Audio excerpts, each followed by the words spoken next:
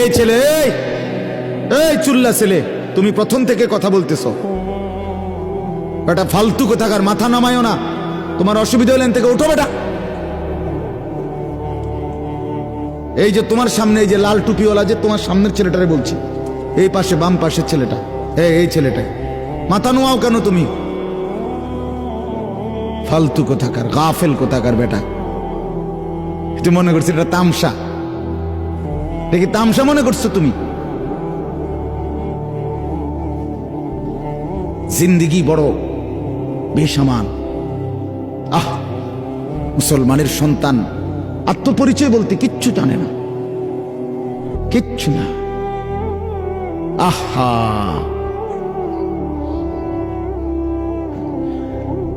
খোদার 365 দিন বলতে পারবে না কোনোদিন 5 ওয়াক্ত নামাজ পড়ছে। আহা, এত বড় জানোয়ার মুসলমানের বাচ্চা কেমনে হয় ভাবেন তো? আমরা এত ব্যর্থ কেন হলাম? আমরা মুসলমান হিসাবে এভাবে হেরে গেলাম কেন?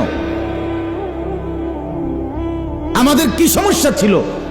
আমাদের আল্লাহ আছে, আমাদের রসুল আছে, আমাদের একটা পূর্ণাঙ্গ কিতাব আছে, আমাদের একটা ধর্ম আছে।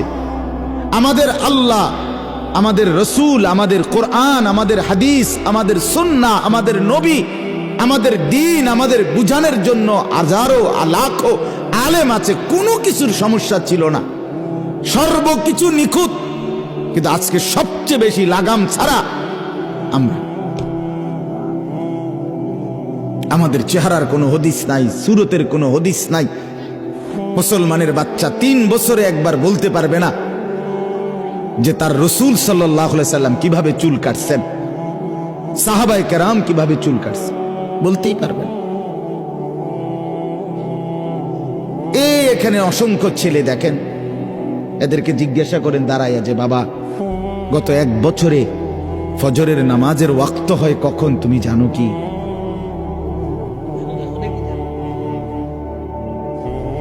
তো তুমি মুসলমান না, তুমি মুরতানা বাপ।